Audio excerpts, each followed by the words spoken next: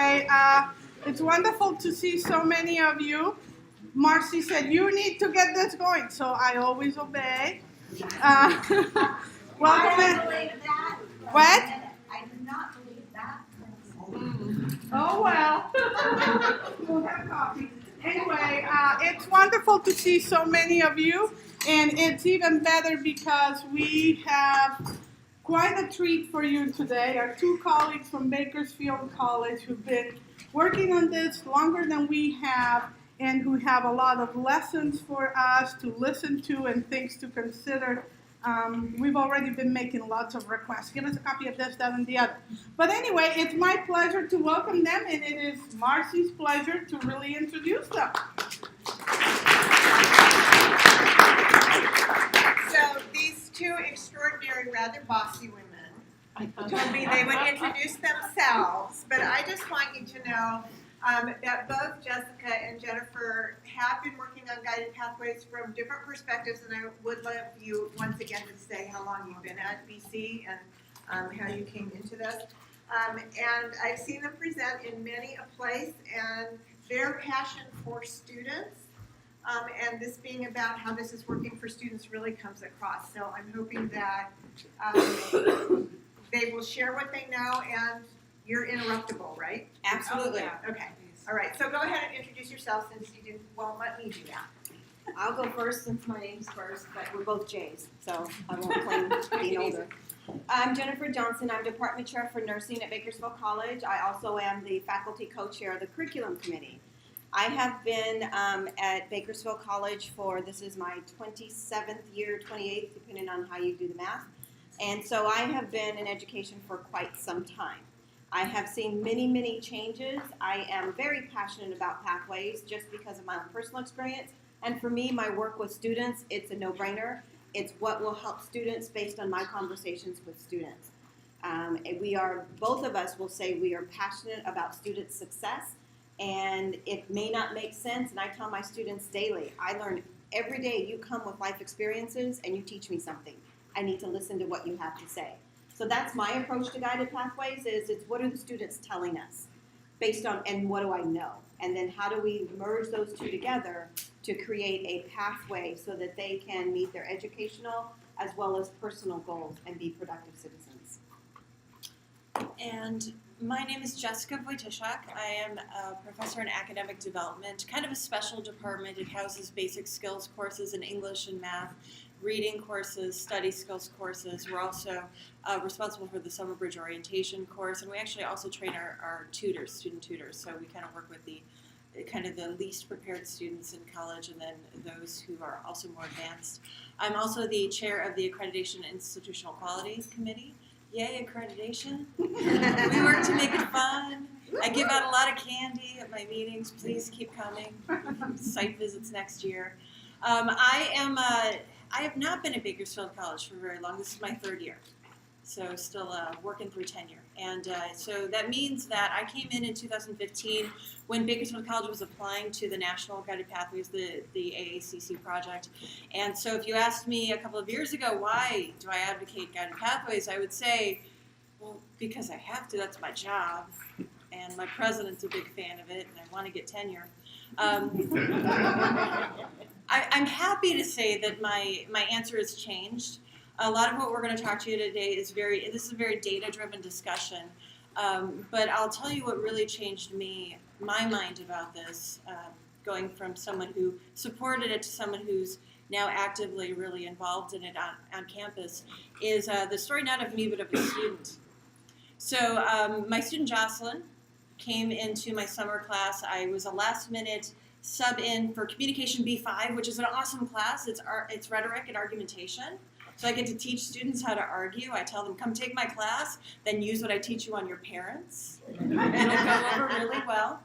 And so Jocelyn, very shy, came into my summer class. Clearly didn't like it. But she did what she had to do in order to pass the class. She's fulfilling her critical thinking requirement to go to CSU. She wants to teach. And she's one of those students who she's in my class, and then I really didn't expect to see her again. But she came back and visited me. It was the second week of this fall semester. And she was like, hey, I was just in the building. I thought I'd say hi. And so I make her sit down. to me, Jocelyn. Tell me about your classes. What are you taking? And so she starts listing the classes she's taking: computer science, political science, earth science. Like every subject you could think of that ended with science, she was taking. And it just, I'm talking to her and I'm like, what's your major? What are you majoring in? And she's like, I don't know. You don't know? Well, how long have you been in BC? And so we get to talking. And so she turned 21 over the summer. So I knew how old she was. She started BC straight out of high school. Her brother died partway through her time at BC, so there was an interruption there for her. And she wants to be a teacher, so she's a liberal studies major. And I was like, well, you've been here for a while. Where are you? When are you going to graduate? I don't know. And so we decided, okay, let's get some answers. So we log her into my degree path so we can see, and it's something that I knew to do because I teach the summer bridge program. So I teach students over the summer how to access their degree path, get an idea for the classes they need to graduate. And I kid you not, like she needs 2 classes to graduate. Do you think she's taking either of those 2 classes?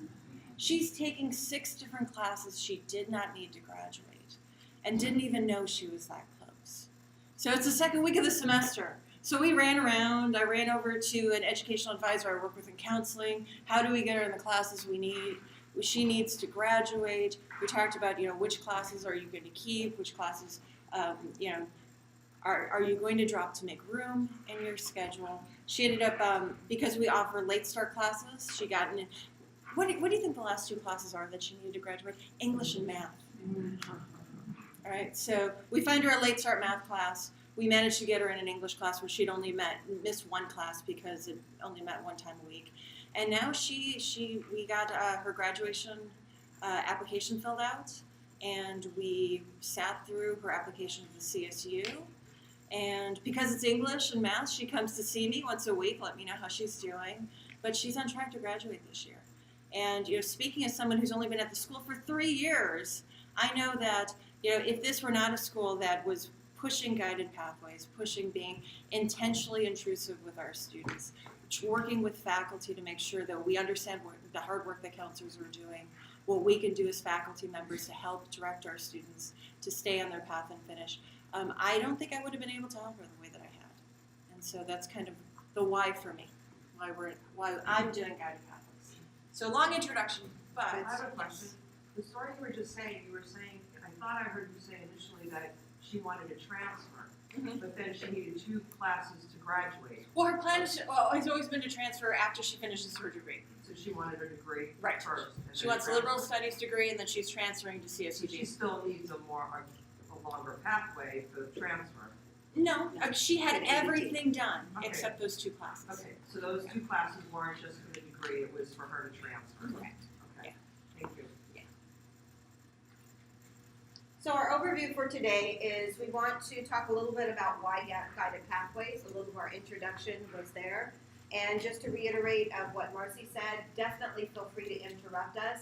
We are not hell-bent on getting to the end of our presentation. We are here to be able to share our experiences in an engaging manner. So we definitely want you to, if you've got a question, we'll take what we need to be able to answer your questions.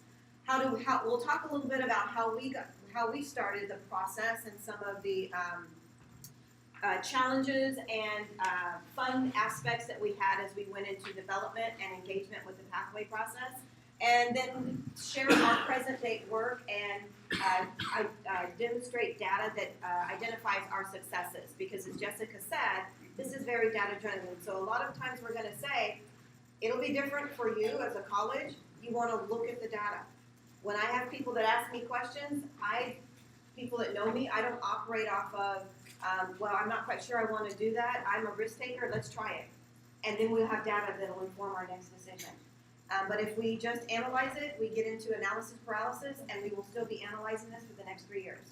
Still have no movement, and we will then still have students that aren't being served. So I am one of those people, well known to, let's just get it done.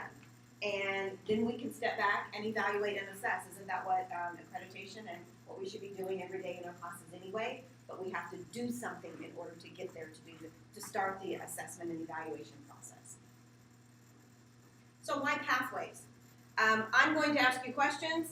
Anybody have an experience about a student that has taken a long time to get out of your okay, out of your institution?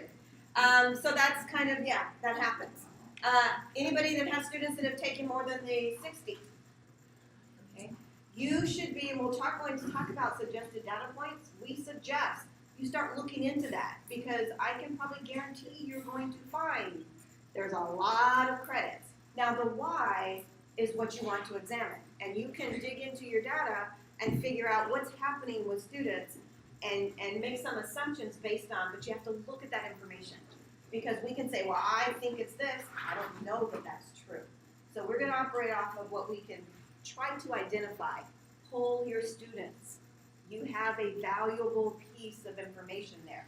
Ask them, like Jessica did with, so what's going on? What happened? If a student had a crisis that got them off track or that resulted in a break in time, that's an aberration. That's not gonna be our norm. Oops, I'm sorry, that's okay. Okay, so I'm talking too much, is that what you're saying? No, sorry. And the last two really translate into spending too much money and not graduating.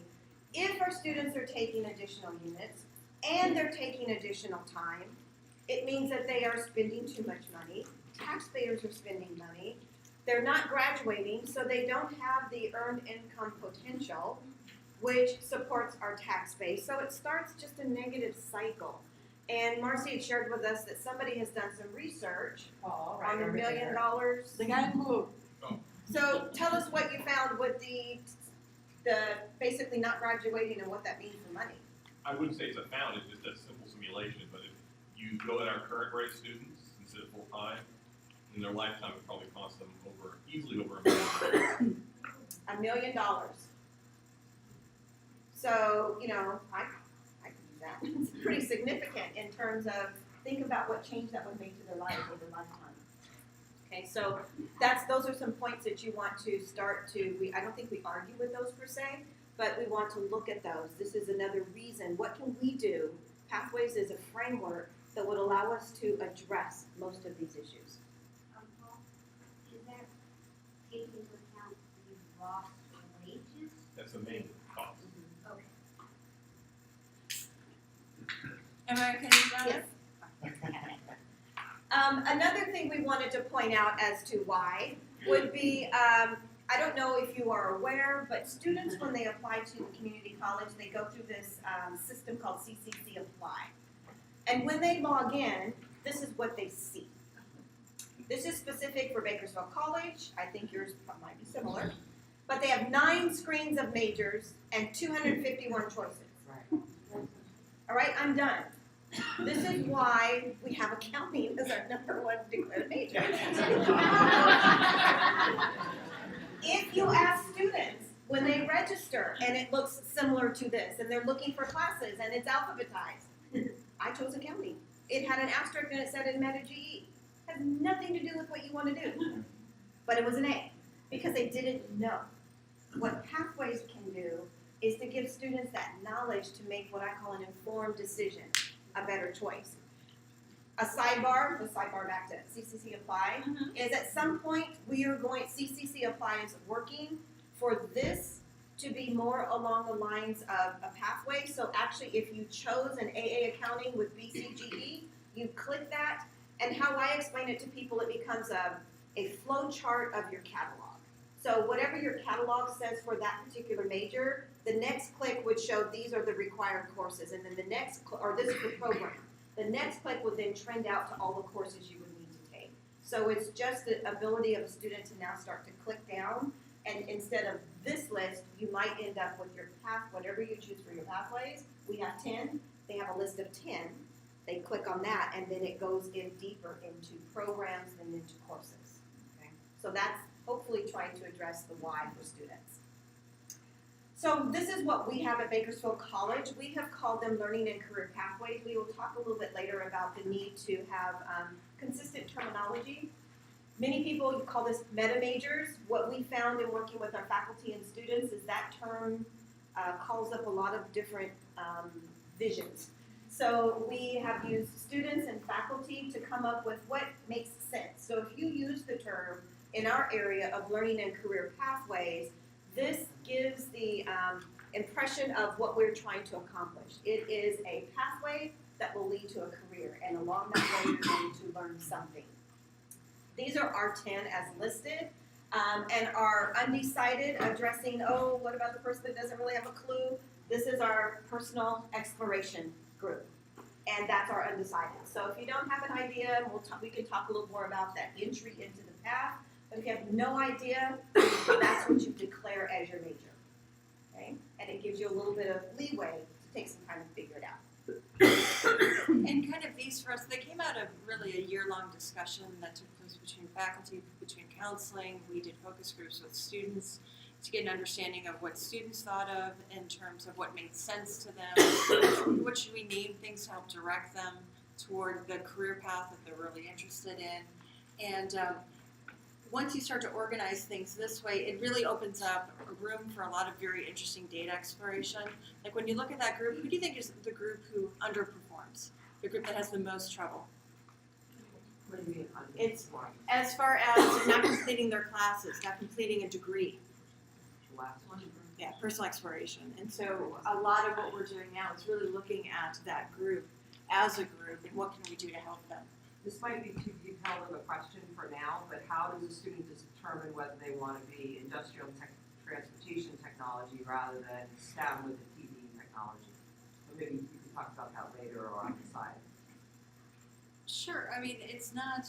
Yeah. Do you want to do now? Do it, let's go ahead and do it now. We can do it now. I'm thinking along the lines of where we are in our process is trying to, as students make a choose a major, and enter the path is to do some aptitude testing early on to start to help them narrow down.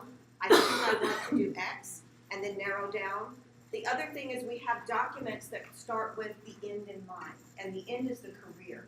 So if they know what they want to do, and they say, well, I kind of like to go out, and I like the guy that goes and digs in the dirt and does soil samples, okay, now you're not even in the right one here either. So we start with the career, starting to match the career because we've matched our programs with the career. I didn't mean a general question, I meant detail, like which programs do you have that are industrial transportation technology? Oh, If a student said they want to be a software person, would you put them in STEM? Yes. And yes. if they want to be a welder, would you put them in industrial Yes. tech? What's transportation? So that's a new emerging area, and we're looking at logistics. We actually have a bachelor's for industrial automation that kind of falls under there. So it just depends on what your school That, offers. yes, it's what our Yes. school offers, And and that's where we pictures start will with be the different. career. Okay. So if they say the career, we would match them with the program, which would then tell them. And so this list, if I talk about how it trends out, underneath each one of these are the programs. Right. So here's CREM, and then you've got all the, then it turns out. And we actually have a table so that anybody could look at the table and start to direct students to the correct person. So since Cabrillo is one of 20 colleges going through this, and I know that there are some others like you guys that have already done this, and since we know students will jump around a lot to different colleges, has there been any discussion about coming up with more of a statewide grouping of what these are so that we're not all doing different things? That would be great. So I'm just gonna give you Jennifer's personal perspective of where I was 3 years ago. Great idea. I am not at the state level to understand that necessarily that that's discussed. I was kind of under the impression that when California was going California guided pathways, they were going to address some of the portability. Some of that is addressed in CID, but not to the whole extent of having a degree. The ADT addresses it a little bit, but not in a pathways framework. So I'm not sure where the work will go next and dovetailing that in. I'm not, but, so I've heard two different arguments about this. Each college in its area has certain unique programs, like we don't have industrial and transportation technology. But I do know that Isabel and I met with Rock on Tuesday and talked about could we have some regional discussions with all the other community colleges in our area to just share our processes and share some of these ideas? So I think there are baby steps in that direction. I'm not even sure with Gamelon, Hartnell, and MPC that we would have the same metadata. But it would be good to have a discussion about what are the ones, I mean, obviously there are ones that are gonna be in common. There's all, every school's gonna have STEM, every school's gonna have some sort of creative arts and humanities, but there are gonna be other things that are very unique. But remember, the meta major is not the end. I mean, it's just to get to a point where you choose a major. So it's the temporary, it's the transit part, right? So I understand having it uniform would be good, but it's not the end. It's not the end goal.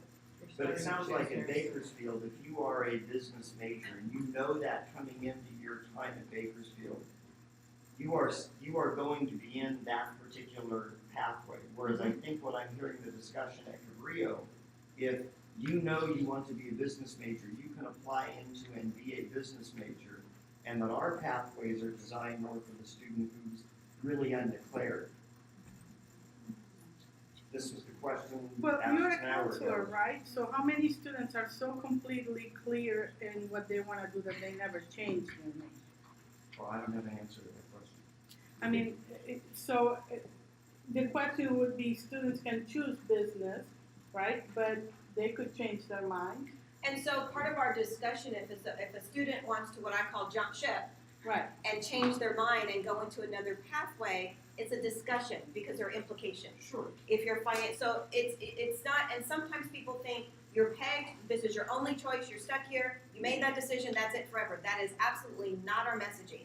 Our messaging is, as you get started and ramp on, how can we save you as much time and money as possible on the front end by providing you educational information so that you make an informed choice, so that you can get on the best path that suits your needs at that point in time. So there's people that say, well, 18 years old, how can they make a decision? Well, don't overrate them. Don't underrate them. Because they may, but they may not have the tools to make that decision. That's what we're saying is that's what we're employing, is how can we help you make that decision? So which way? I think when I heard the question, I heard something different. What I heard you were kind of asking was, is every student on a pathway? Like even if they know what their major is, would they still be considered on one of these pathways? Or is it only for students that are not sure? That's what I heard. Yeah, so the answer is yes, right? So if a student wants to be a business major, they will join the business pathway. At And then- Bakersfield, yes. everybody is on a pathway. Yes. And what I've been hearing at Cabrillo in our discussion is something different than that. And that's why I was asking earlier about, are we all clear what we mean by the pathway? So even to explain ours, if you think I'm visual, so think about the pathway being the umbrella. Every student declares a major. And their major is usually their program. So if you want to be a business major, that's the business program course of study. That would be the business SEP. So if the meta major or the learning and career pathway umbrella, you declare your major, the majors are then tucked under the umbrellas. So to answer the question, is every student on a pathway? Yes, they are, but are they aware that they're on a pathway? Maybe not, because we haven't gotten there yet. Okay.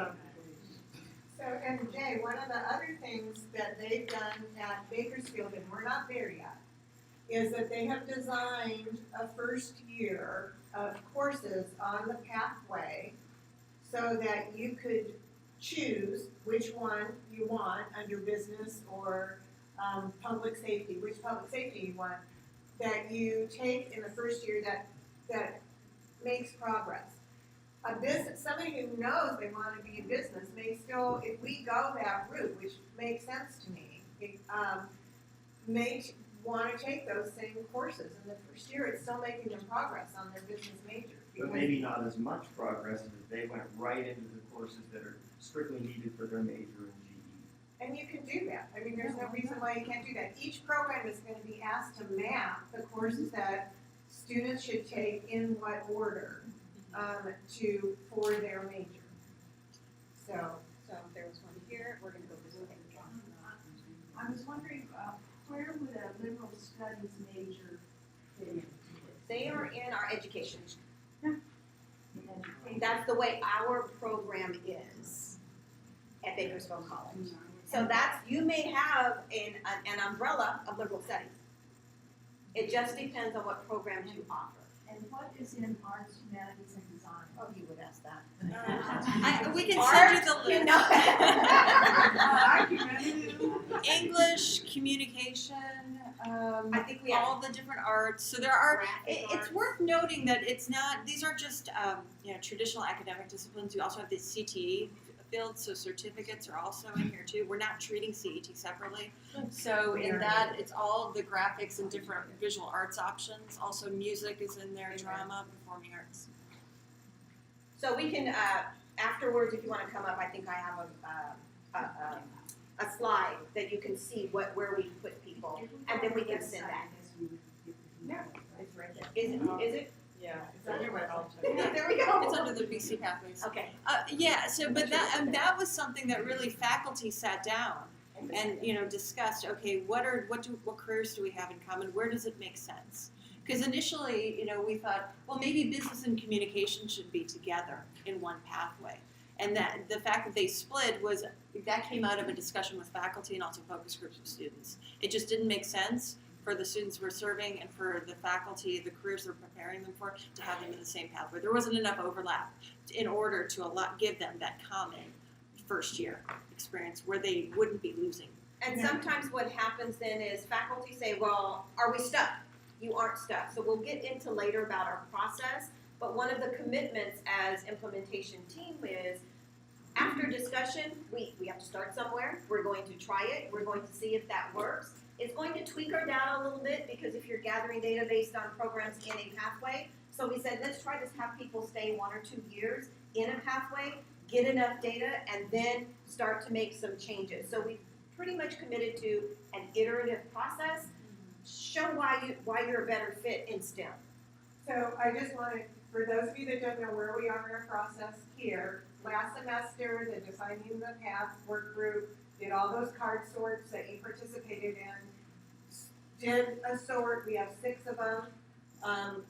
You heard about it at Flex for the first time. Now they are going to the departments, and the department is looking at where they've been placed, and if they want to move, they need to do some research. This is based a lot on major prep, on where they have more other major prep courses in common, and you can move.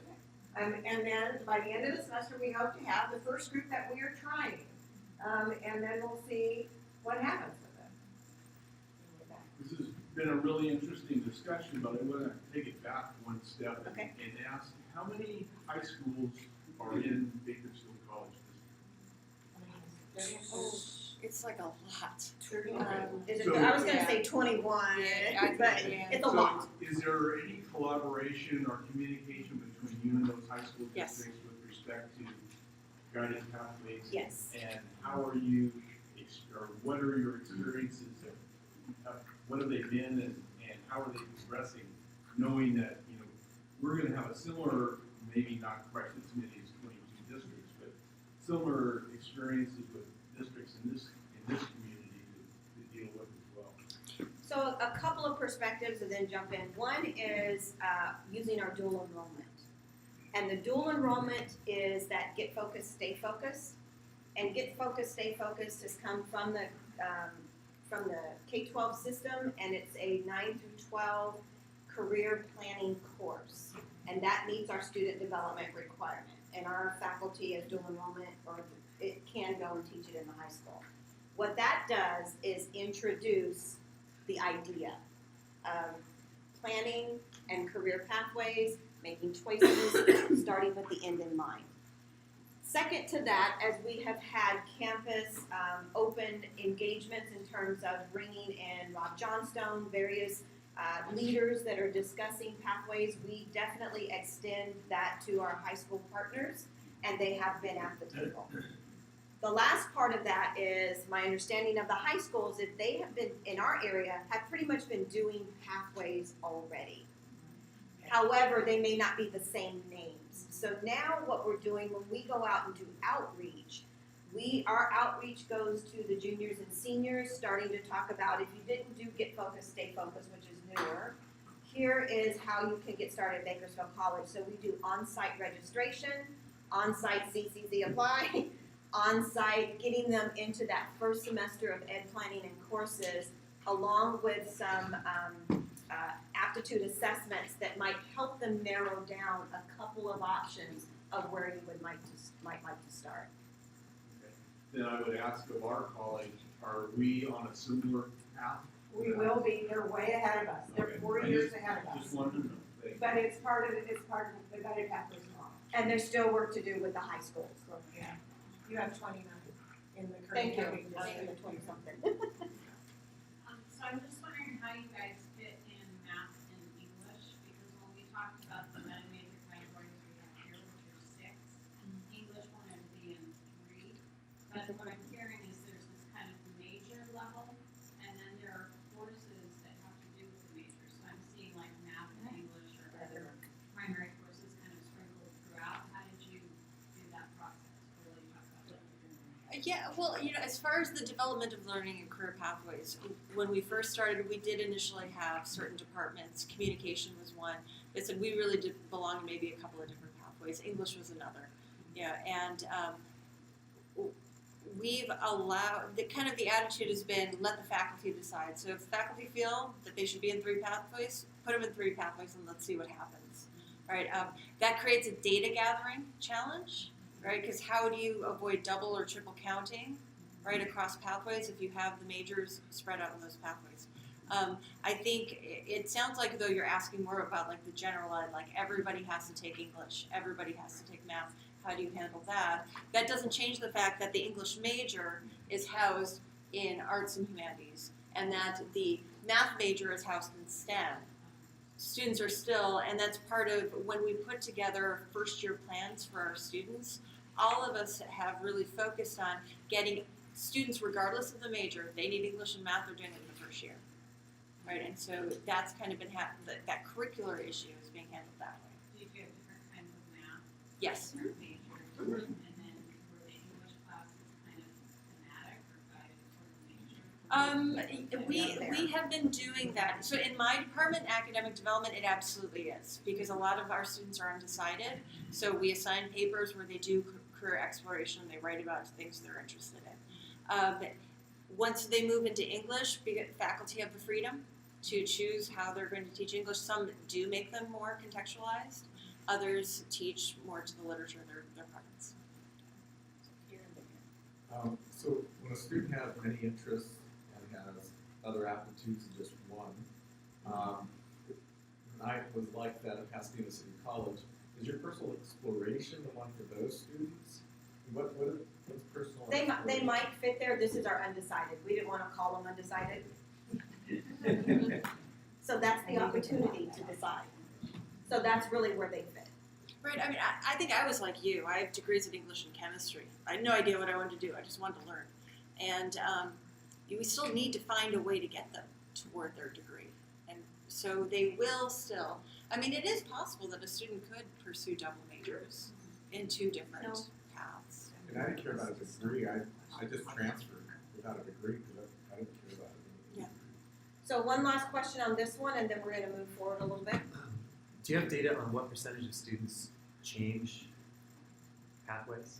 So we are just rolling this out, so no.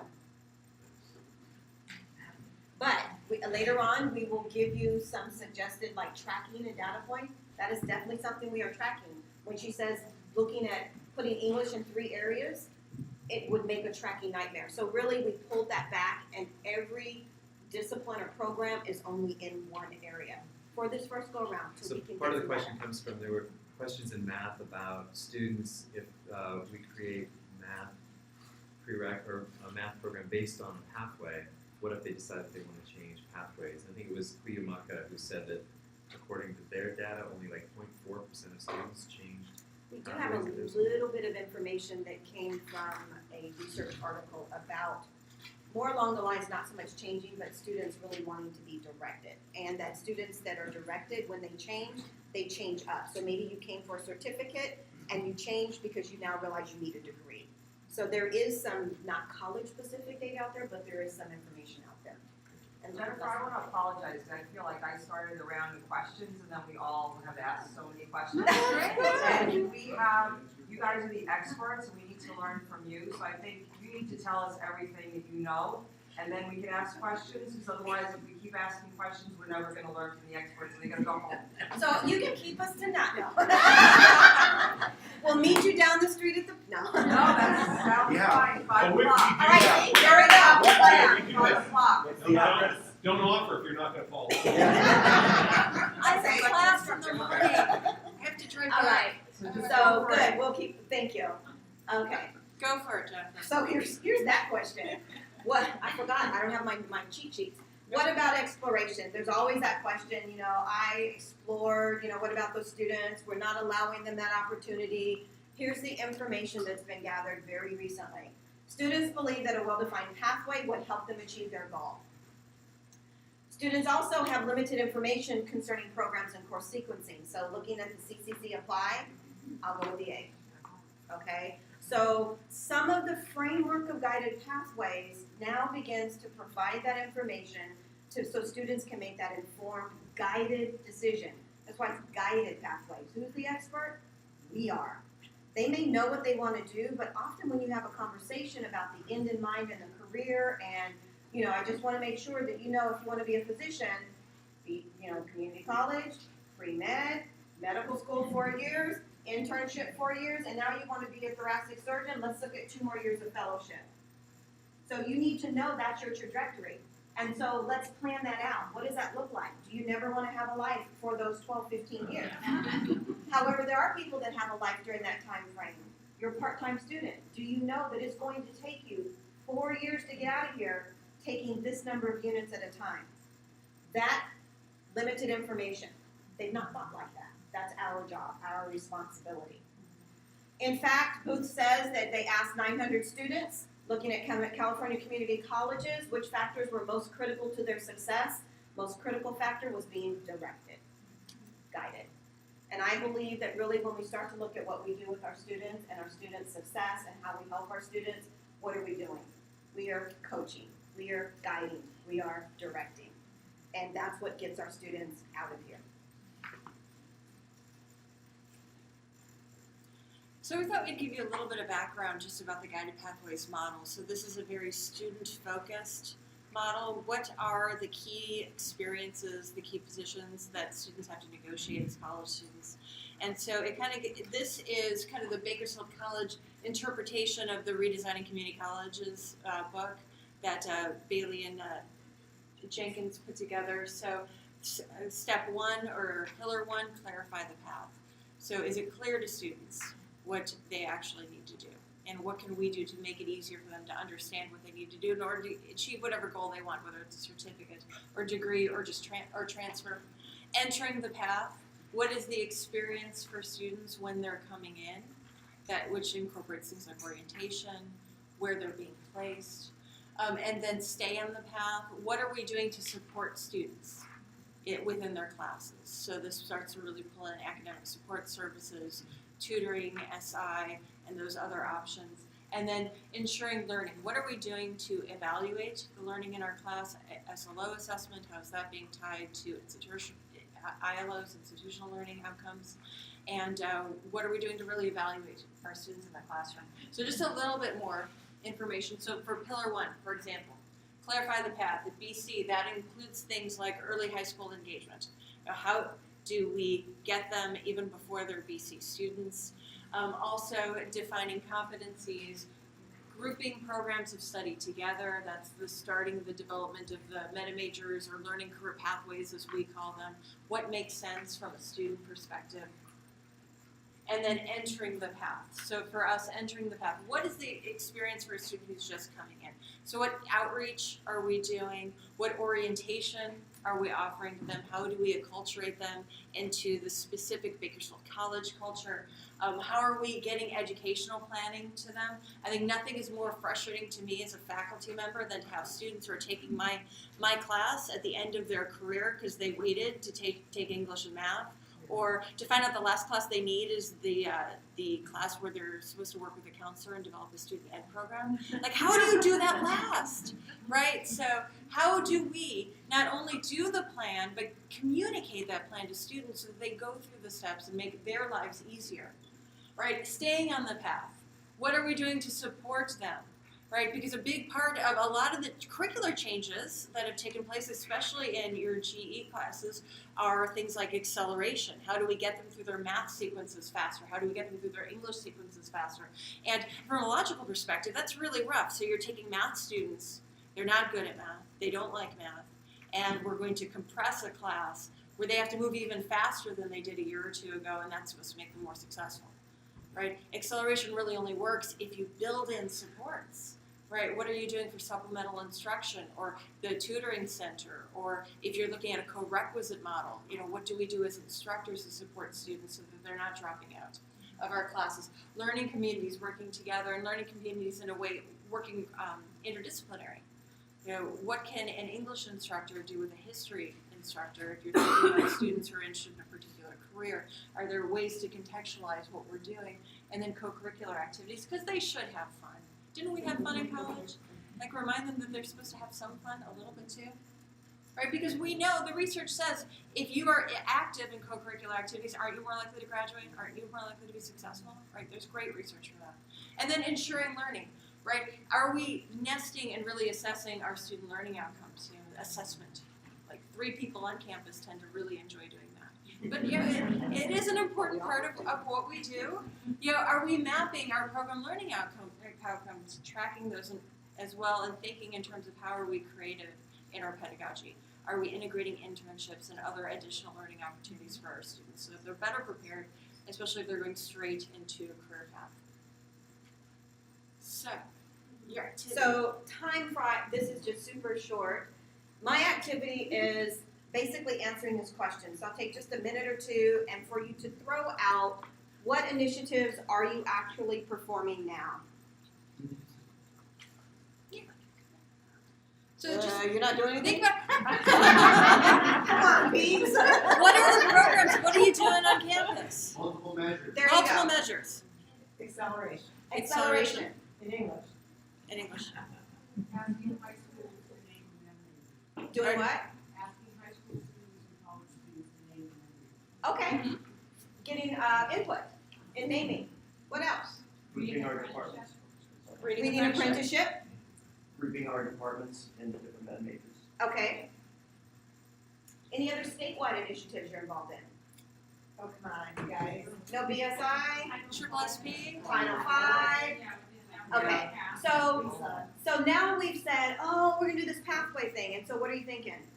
Another thing. Oh my One more God. thing. One more initiative. Be honest. Right? One more thing. There you go. And so this is my spiel on why it isn't another thing. And it can be a choice because some colleges have made it another thing. We have been very intentional, and I like to use the same pillars that we are saying and how we are addressing guiding the pathway of the development for students. Same thing in the institutionalizing the pathway model. We have to clarify for us, for faculty, administration, our other stakeholders, our board members, our feeder schools, our other constituents, our employers, our industry.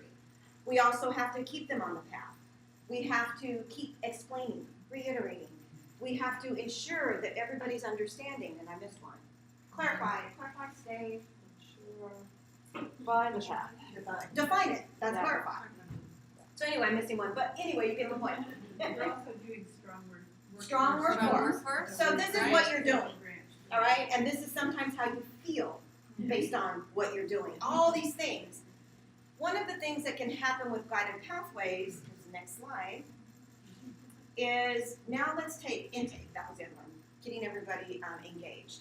So we can look at all of the things that you're doing and really start to apply them to each of the pillars. And what does this do? It becomes a framework. It becomes a way of seeing that actually there is a purpose and interconnectedness between all of the things that we're doing. This allows, I love this slide because the very last, one more play, leads to jobs. So that's your strong workforce. That's what most people are wanting as their end point. And if you look at most of these pieces of or initiatives, there's money associated with them. So what can you do when you organize it in this manner? how can you leverage those funds? But you have to have understanding that there are integrations, and you have to understanding that if I put them in a pathways framework, I could say, I am on the intake pathway, and we're looking at using some triple SP monies to really start addressing some of our student support needs. Oh, but that's the next pillar. It doesn't mean it only lives in one pillar. So we have really looked at this integrated model to begin to leverage funds. You have large pots of money that can help with this work, and guided pathways now becomes a framework. So that kind of the umbrella, it becomes that framework for implementation to make it not just another initiative. I don't see, I kind of sort of see guided pathways in the back, but guided pathways isn't its own individual activity or initiative. Okay? Yeah, I think it really is. It's kind of a mindset shift, because once you start organizing things according to the pillars, it helps to start making connections. And some of those connections, it's like, duh, why weren't we doing this sooner? So we had a really robust high school outreach program. So we had counselors going in, working out educational plans with students, getting them ready for a major, but they weren't telling them to enroll in the Summer Bridge Orientation Program, which is also just a very important part of the intake process. Why? Because it's being done by two different groups across campus who, unless they take the time to think, hey, we're doing something very similar, why we need to work together. And they didn't for a few years. And little things like that, there's no doubt that you're doing a lot of incredible work. And in a lot of ways, what Guided Pathways does is help you be more effective and more efficient in your work by pointing out, these are people who are our partners. What can we do together to achieve our common goals? If we were to tie in the why, if you look at the foundation of the pillars, it's the California Pathways Redesigning California's Community Colleges, which started the revolution, if you want to say. It leads to equity, social mobility, and economic health. And that becomes a foundation in terms of why we want to start to pursue something along these lines. Some guiding concepts. To tie in how we try to integrate and items to keep in mind as we started the process and as we move forward. Faculty and administration all came together to basically say, we are not adding more work, but we're trying to rethink how we do our work. Back to efficiency, back to creating that strong foundation. It's been an iterative process and a faculty-driven process. So faculty are part of the implementation core team. Then we have an implementation team that's a little bit larger with a much larger faculty representation, which does presentations now to the faculty at large. So it's truly that part of our communication plan on getting increased faculty engagement and involvement, but it's faculty-led. And it's getting that faculty and student perspective in terms of how we make change and how we move forward. We include students in the process. So we've had student focus groups, we've had student panels as part of our book discussions, we had student books discussions that were student only. When we get to a slide on what we're calling our completion coaching teams, which is an integrated interdisciplinary model, we have a student representative on that. Student government provides students to be on each learning and career pathway as a peer tutor mentor. We know mistakes are expected. It's not going to be perfect. This is a trial and error. We aren't following really anybody's guide, lead model. Everybody will have a little different take and spin because your students are not our students. Your industry is not our industry. Your experiences are not our experiences. But there are some tenets, the pillars, that are the same. And it's inclusive versus exclusive. So we try to say, okay, rather than say, no, you can't be here, let's try to be as inclusive as possible. So can a student shift? Yes. It's not that they can't, but we need to have a discussion about what that might mean for them in multiple venues. Pathways are, the pillars are a framework, again, clarity, provide relentless clarity. So I use the term ruthless because in my experience with students, that is the first pillar, but that is also where they typically have the most confusion. They just aren't clear. Whether it's choosing a major, or whether it's what course do I take next, or whether it's which math is the appropriate math. I mean, all these discussions that we have, it can create confusion for our students. So I try to provide ruthless clarity. So if I'm talking about that medical pathway, let's be clear of what that means. and let me throw out some additional questions for you to consider. And now how can I help you reach that end? Because I don't want to be Debbie Downer and say, well, you can't do this because it takes forever, but I want to let you know so that you can make an informed decision. You know, you need to know how long that's going to take, because sometimes they think, oh, I leave DC and I can go practice. Now you know. Okay, you got a lot more schooling and education. Even when we've identified our learning and career pathways, we have put an asterisk to let students know that an associate degree is not entry level into this discipline, into this workforce. So if you want to be a psychologist, graduating from a community college is not going to get you there. That you have to have more education. That's being relentlessly clear to a student. Leveraging funding sources, as I mentioned, develop intrusive and advising and counseling, that's our completion coaching team, and keeping the end in mind. When a student wants to jump ship, what do you think you want to do? Granted, there are those that don't know. How do we help them get to try to decide where they might want to go? Okay? It is not another initiative. That's the last time I'm going to say it. And I think the challenge for us is to think in terms of what we do already and how we can make that better and more efficient for our students. So an example, a really simple example that we started out with is the use of our syllabus. You know, do you use your syllabus to connect students to different support services on campus, right? To get them information about counseling, to get them information about different programs, right? The syllabus is actually a really powerful, potentially a really powerful tool, right? If you have Canvas or another online learning management system, do you use that to spread messages about things that are happening on campus, workshops that are happening for students? You know, as faculty, you know, we have that direct interface with students in a way that others on campus don't. And there's so much that we can do just by virtue of the fact that we have that face-to-face or we have that interaction with students. So we thought we'd talk a little bit about where we are, since it has been a couple of years, as far as data in terms of some of the programs that have been implemented as part of the Guided Pathways framework going down in Bakersfield College. So the first is Summer Bridge. So this is our summer orientation for incoming students. It has evolved quite a bit over the last few years. It was originally, I think, a week-long course. And we had problems with student attendance where students would maybe show up for 2 or 3 days, then they wouldn't show up for the end of the course. What do? Do you fail them? Nobody wants to fail students when they start. You know, it's their first class and we're going to fail them, right? It's a half-unit course. So we've now changed it up to it's a 1-day, fully intensive, immersive orientation to the class. So they get there at 7:30 in the morning. We're playing music.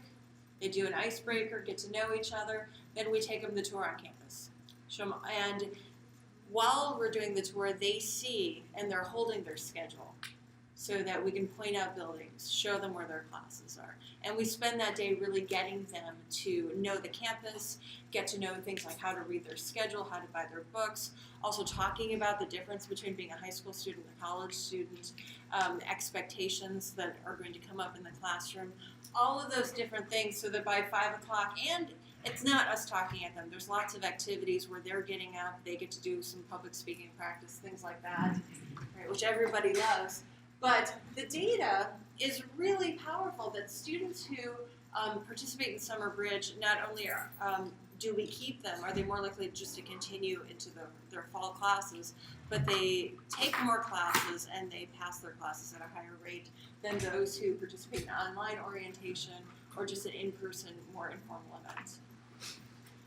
Accelerated courses, right? So this has been a big move over the last few years, especially for remediation, right? A core part of what we're supposed to do as community colleges is to provide remedial education for our students. And I think, 10, 20 years ago, the thinking was we provide as much classes as we can. If you need arithmetic, we start you with arithmetic. Who cares if it takes 6, 8 semesters to get you up to transfer level? We'll do that. And the problem with that model is that life happens and that you lose students every semester, even who are the A students who are passing.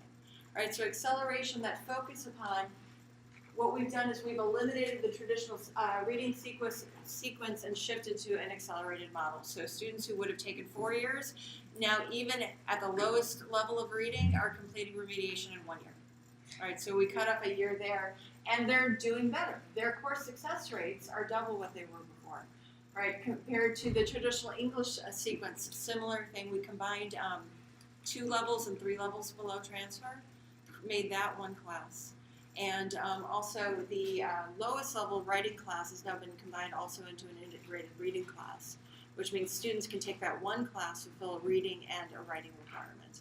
And when we look at the data, students who take accelerated English are also doing better. Accelerated math, what we've accelerated is arithmetic and pre-algebra and combine that into one class. And when you look at the success rates there, again, I mean almost 2 times previous success rates. And this is not easy because accelerated classes are harder, they move faster. So what we've had to do to really bump up our success rates are integrate support services. You know, how do we use tutors in the classroom? How do we get students to work with our supplemental instructors, our SI program? How do we get them to connect with us better in office hours so that they're actually getting the help they need in order to succeed? Right, and this is kind of the combination, right? Because not only are we making classes faster, making the remedial pathways shorter, but we're pulling students up. So students who would have been placed 4 levels below a couple of years ago are now being placed 2 levels below into an accelerated class. And you would think, wow, they're all going to fail. Like, that's crazy. But really, the data is powerful in all 3 areas. You have higher success rates than you did in the previous model. All right, and as far as saving money, all right, I think just apart from how are they doing in classes, when you think about the tuition costs to our students, the fact that they are completing faster, that taxpayers aren't paying for classes that these students really didn't need because we can accelerate and teach them faster, then you have a huge cost savings, right? And that's in part a result of something like multiple measures putting students into an accelerated course at 2 levels below, as opposed to, you know, sticking them into 4 semesters of remediation under the traditional model. So it's a pretty dramatic cost savings as well. And then inequity. So as Jennifer pointed out, that equity is a core component of guided pathways, and you can really see when you look at this shows accelerated courses for English. If I remember, this is the English one.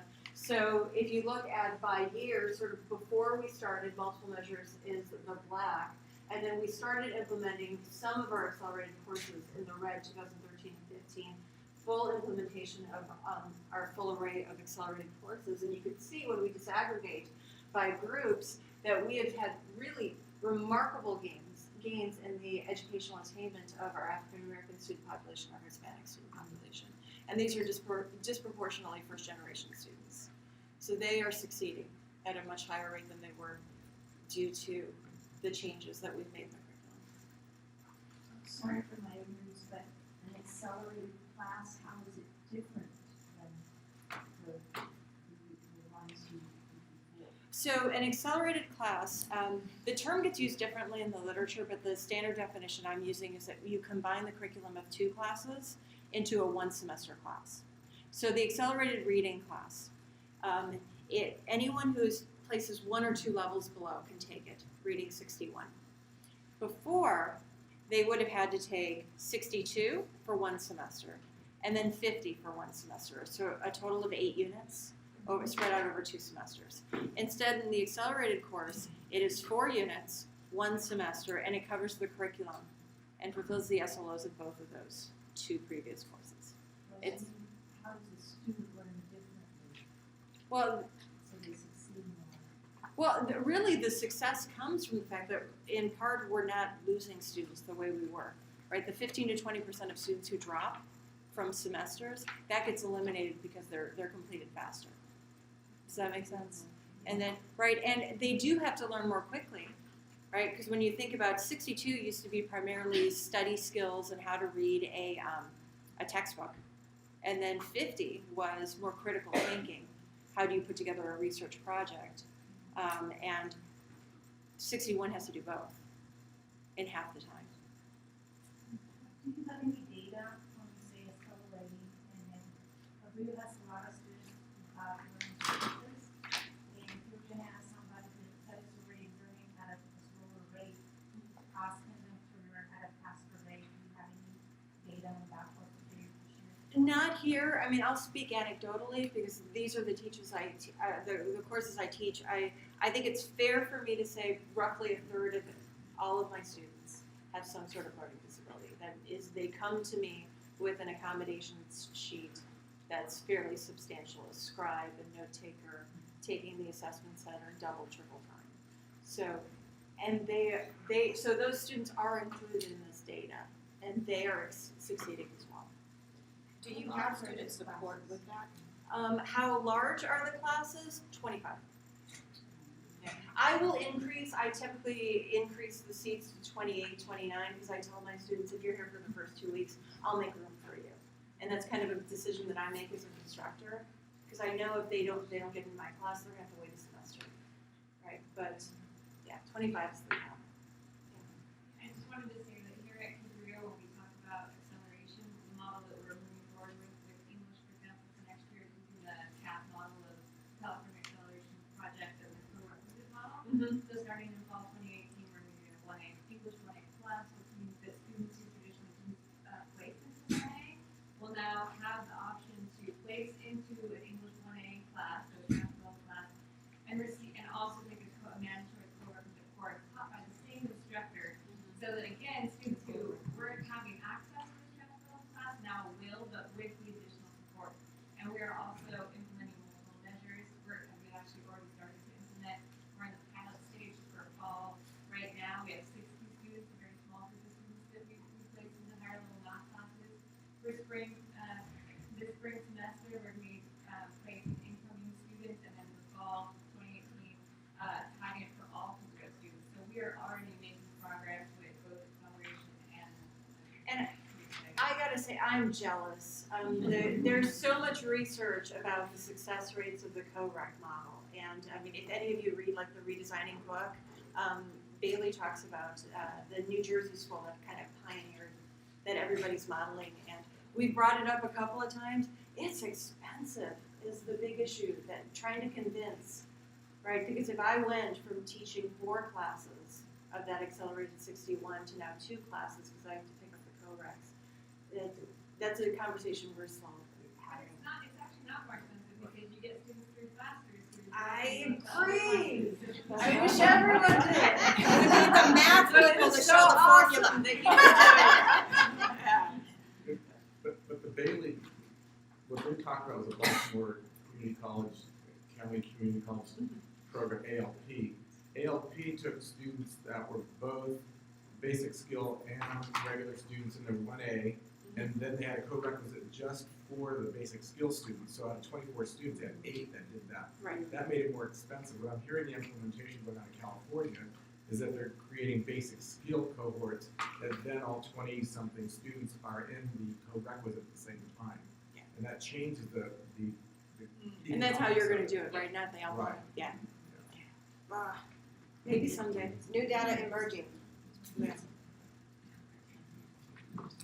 So completion coaching communities. This is usually about as far as we get. In terms of this becomes a very interesting and fascinating process or discussion. A little bit about what that is. What we have done is we've created for each of those 10 learning and career pathways, there is a completion coaching community. And that community consists of each one of these participants. So there is a discipline faculty. So think about STEM or health sciences, my learning and career pathway. For each of the STEM, so you have a science, all of the sciences, there's a person from chemistry, physics, not engineering, that's not in our STEM. Computer science. Computer science. Physics. I'm sorry. I'm thinking the other engineering that's in industrial technology. Yes, there is an engineering person. Yeah, what's the E stand for? Education.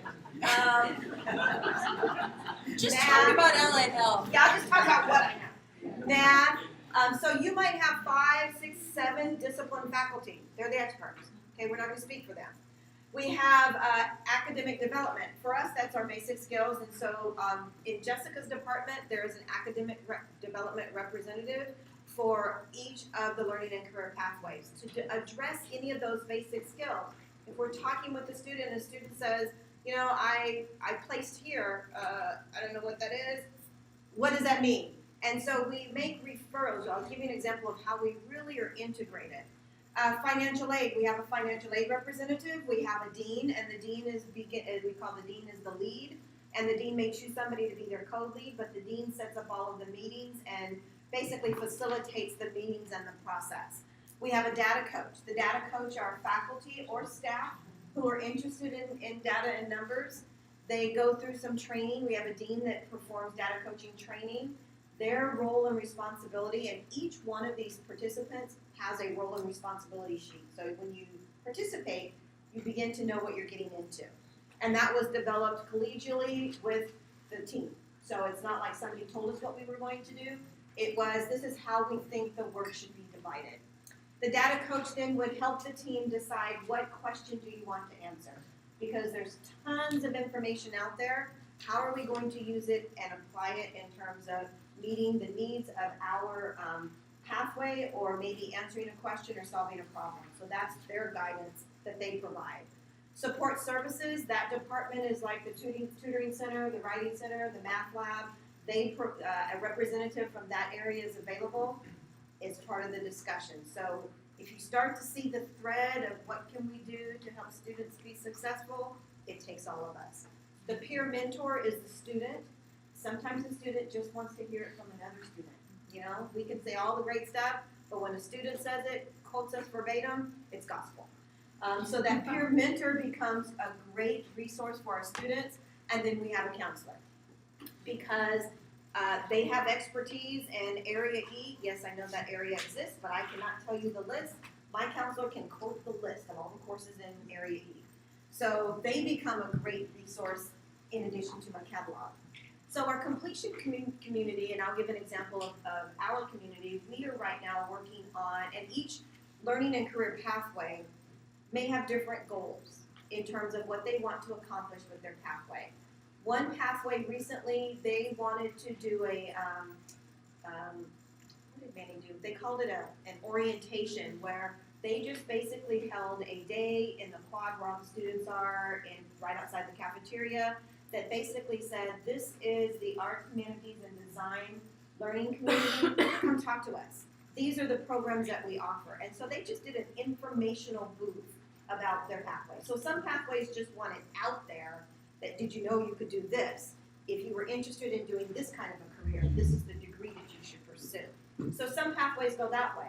In my pathway, health sciences, most of those students kind of know they want to do something, and so we don't do a lot of that, but what we're working on is what we're calling an exploratory course. All of the pathways will have something similar. This would be a course. It is not a career exploration course per se, how we've taught it typically in the past. We're really looking at keeping the end in mind, but remember this is a multidisciplinary pathway. So if I give you the example of health sciences, that is nursing, for us it's nursing, kinesiology, public health sciences, and health information technology. And we have a human biology degree. So those are really our areas. So students would take this course, we would have discipline experts, and there's lots of, we don't know what we're gonna do yet, but the thought is we would have discipline experts co-teach the course. We would all have a part of the course as people were interested.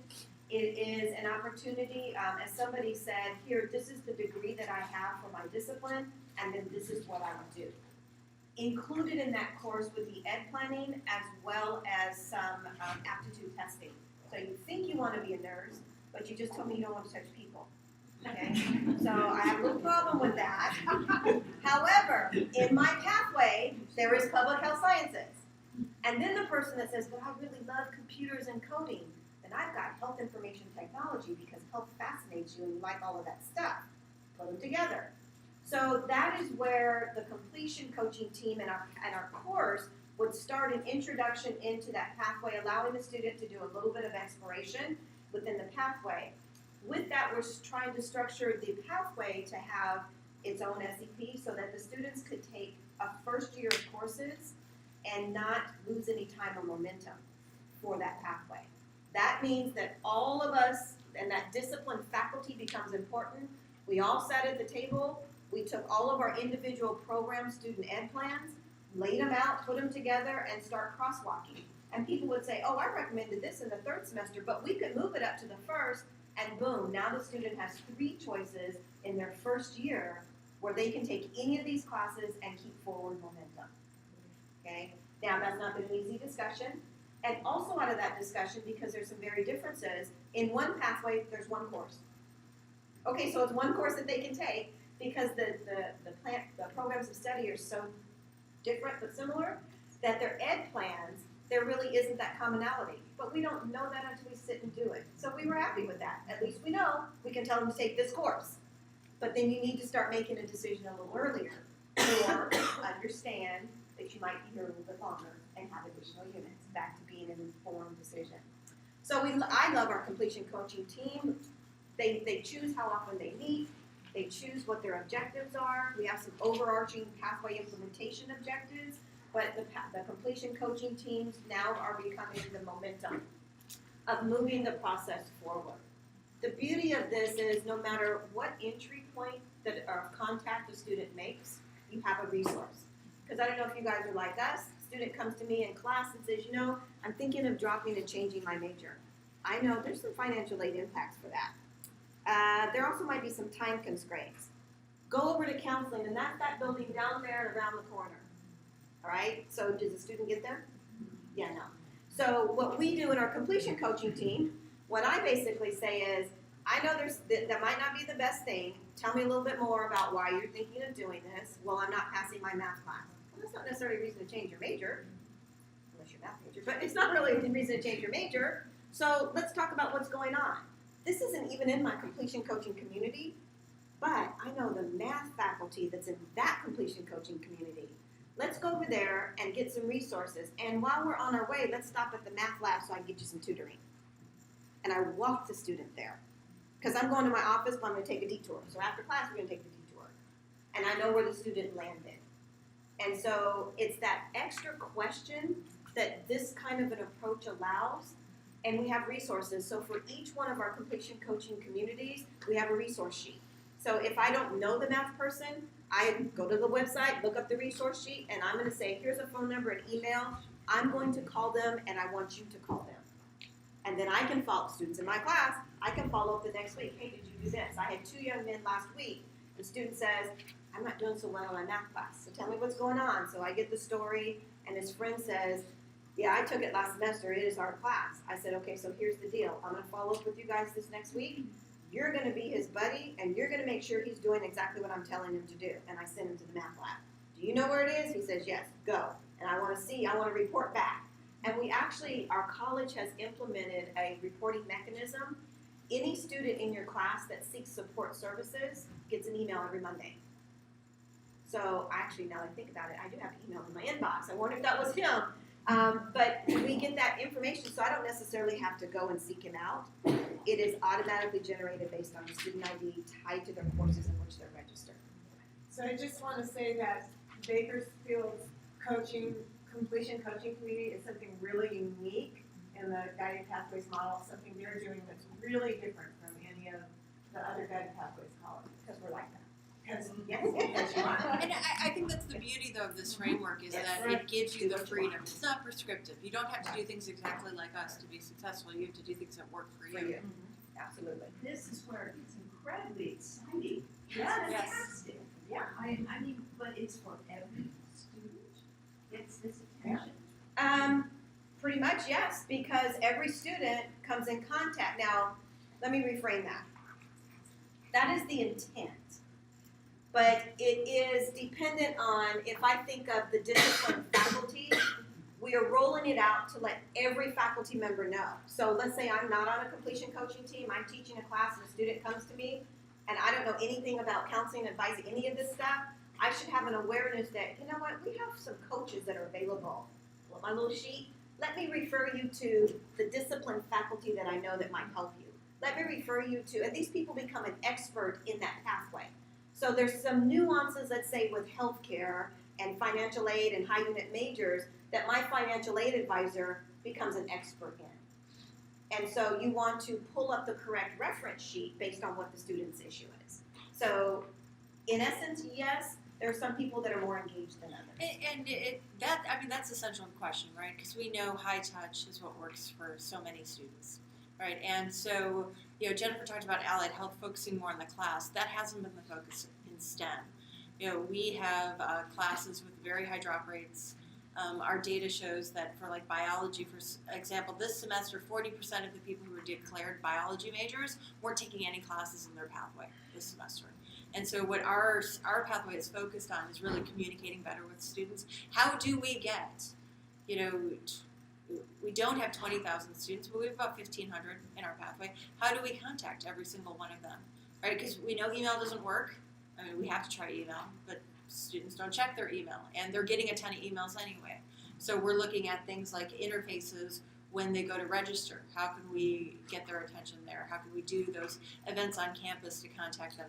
Can we get them through their phones? Can we get them on Remind or use some other app to send them text and try to contact them that way? Because that's the biggest challenge. High tech, high touch. There's some I think questions. it's more of a comment, in regards to you saying like, oh, every single student. It may seem like it's a little bit daunting, but for myself, I'm a program specialist at the Learning Community Center. We kind of do something a little bit smaller with our cohorts of students, so about 30 students every semester. We work individually with each student to make sure that they've done their Ed Plan workshop. I will set up a workshop for them to do their own Ed Plans, to meet with counselors. We have counselors that come to our students. I will sit down with every student, go through their financial aid, missing documents, that kind of thing. We're basically teaching them how to do it themselves. And our students end up being so successful because they're empowered from the get-go. And it's just amazing because the next semester they come back and they say, thank you for teaching me how to do financial aid. Nobody ever taught me to sign my missing documents and this thing and that thing. So, on a smaller scale with what we've been doing, we've seen huge success with it over the semester. So I'm really excited to see this. I want every student to go. Yeah, that's the question. How do you do that for every student? That's one thing we found in STEM. We have an amazing MESA program. The students who are involved in that. The director is amazing and gets them in working on their SAP financially, just what you said. And now it's how do we get all of the STEM students access to that kind of care? And recognizing that the high touch, all of our students, when you're doing well, they still want the high touch. But they don't have that same need and necessity for the hand holding or leading them through the process. So everybody's not the same. So when we think about, we have a population of almost 30,000 students. So that became daunting and people were just like, I can't do that.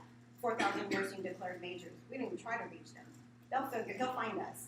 But the ones that need it, we're definitely making sure and reaching out. We have to start somewhere, and then we'll be able to develop processes where we can reach out and continue growing to be able to touch everybody. Trust me, I try.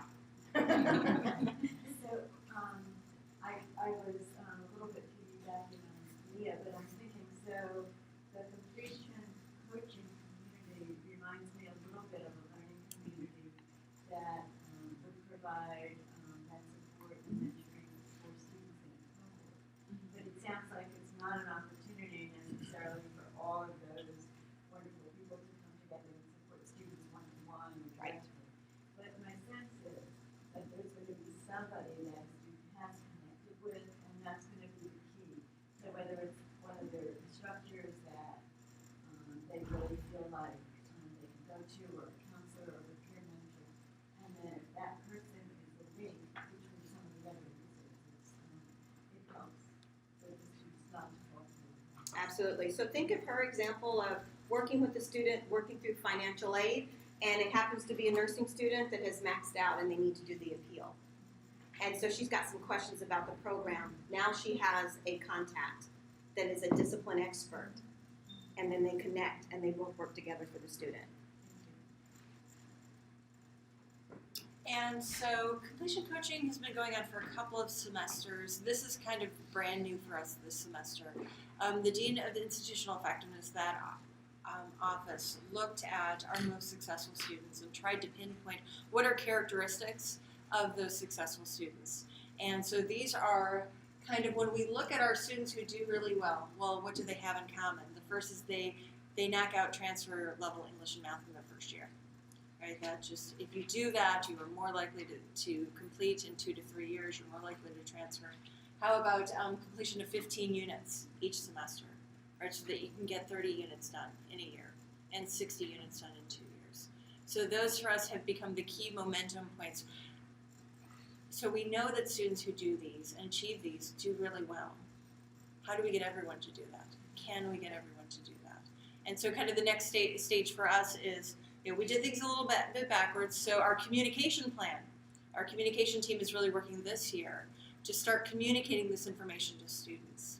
So for example, this semester I put together a student speech that talks about the importance of a student ed plan. And I have a couple of communication students who are eager to get public speaking experience who are memorizing that speech, and they're going to request going to classrooms where they just give a 3 to 4 minute speech talking about why you need to get a student ed plan and how you do it, right? So it's in the class.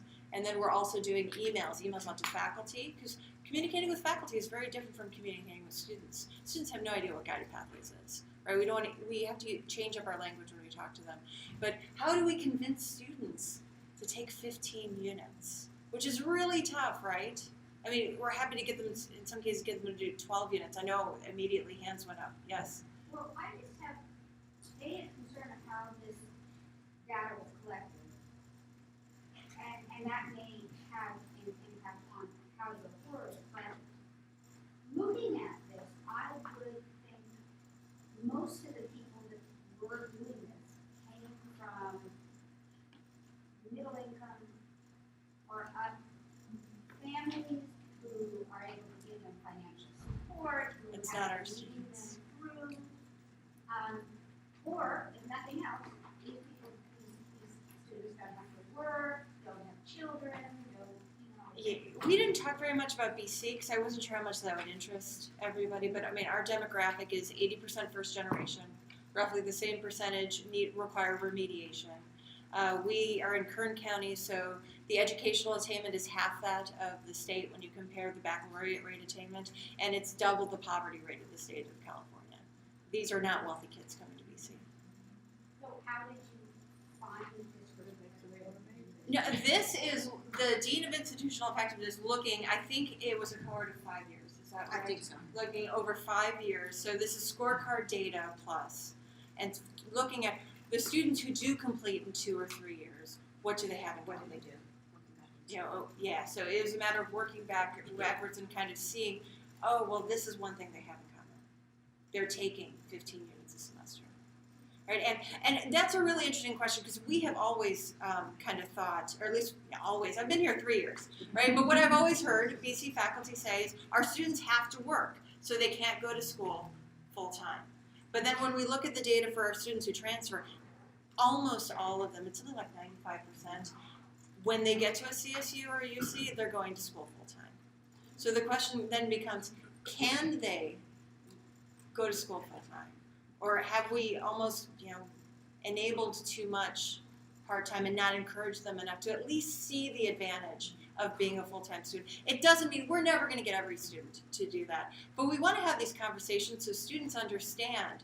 If I'm sitting with a student and they're talking to me, and how many of us worked while we were in college? I know I did, right? 30, 40 hours a week. I did that my senior year, right? And that's hard, but we want our students to recognize that, if you can survive that year, if you can pull it off, that means you're getting into the workforce faster. There are advantages. Or if you decide, I can't do it, well, that means you're going to be here 4 years instead of 2. This is what your plan looks like. And then the students are at least they're making an informed choice instead of just, doing things without thinking really things through. Yeah.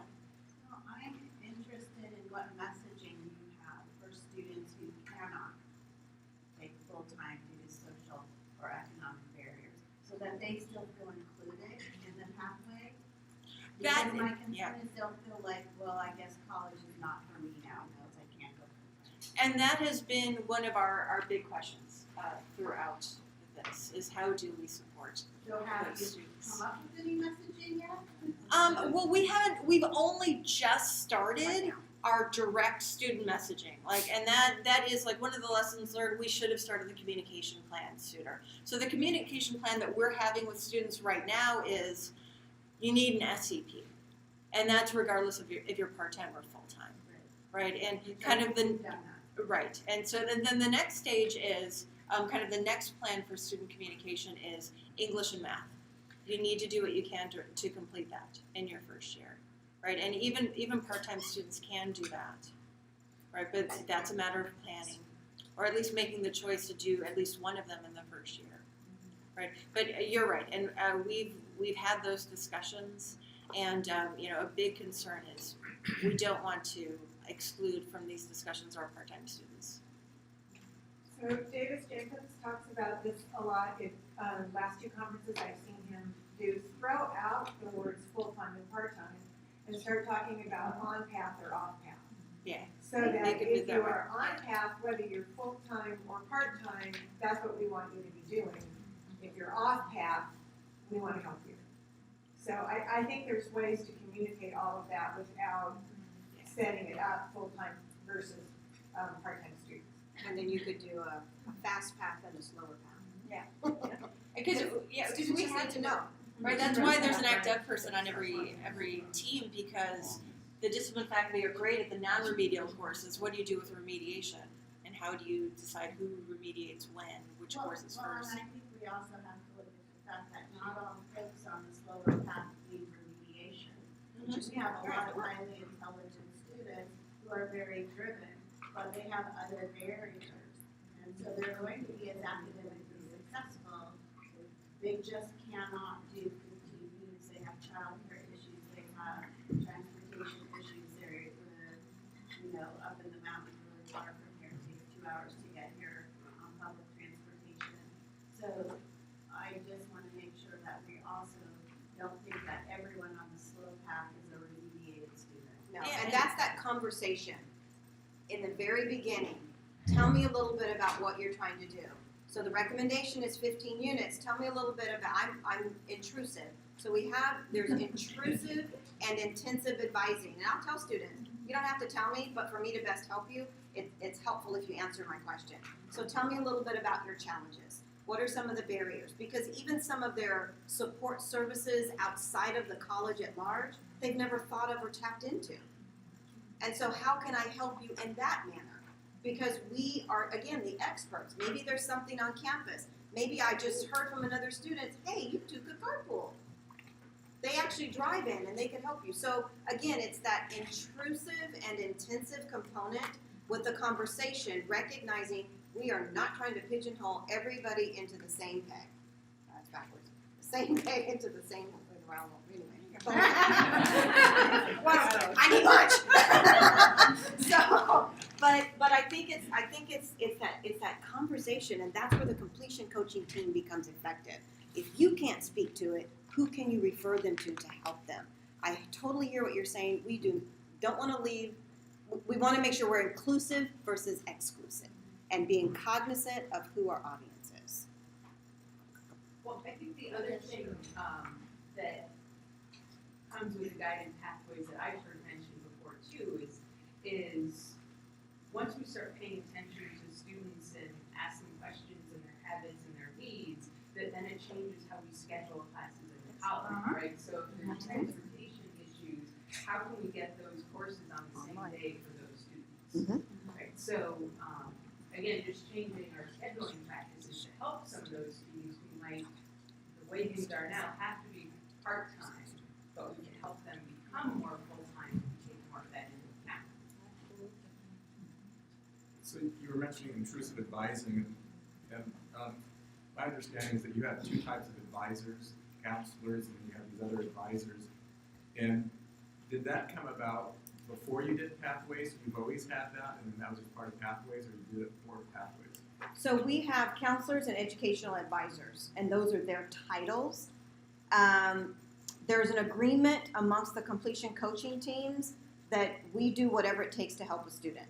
So in my experience of the years I've been at Bakersfield College, I am very well versed in what a student needs in most aspects of ed planning. I could probably help any student with an ed plan. I'm not a counselor, I'm not an advisor, so I can't sign it off. So I'm very clear with that to a student, but you can bring me your document, we can fill it out, and then I can connect you with a person over to counseling, and now you have something just to present for a signature. But we've talked about it, we've thought it through, we've looked at transportation. How many courses in a day do you want to take at the same day so that you can work every Monday and Wednesday and Friday and only come to class on Tuesdays and Wednesdays? That's that planning aspect. So we say intrusive advising, using the term more loosely versus an official designation of a title. But I get all up in your business, basically. It's my job. You mentioned aptitude testing and stuff, and I'm wondering what you mean by that and if it's related to where people are placed. Or So it's how more you- of an assessment versus a placement, and there are tons of resources out there. Some you can use through the Chancellor's Office. There is Career Cafe. We're using Job Speaker. I've used Career Zone. You can Google it. There's one that's associated with ONET, which is from BLS, the Bureau of Labor and Statistics. It's associated with them, and what it does is it pretty much basically says you answer a bunch of questions. This is what you would be good at. Some of them you can even get deeper, and it does a little bit of personality testing. So it just depends on what you're using. And we've purchased strong that one. What's it called? Strong interest inventory. So our counselors can administer that one. And are you giving those to all students as they come in? So the plan would be, at some point, if a student isn't sure, definitely. I tell my students, I have them take it for fun to see, are you on the right path? And I take it, just to tell them, oh, this is what I should be. I should be janitor. Sorry. Why is that funny? Because you're funny. So, and it's a way of me sharing with the students that I'm not asking you to do anything that I'm not willing to do. And then I talk about what does it really mean. It's an assessment. And it depends on how you answered the question. But it might give you some guidance. So I'm just wondering if they're working one-on-one with somebody at that point, or if it's part of a class and the orientation. It's usually part of a class, an orientation. We're thinking of making it part of the career pathway class. The strong interest is a one-on-one.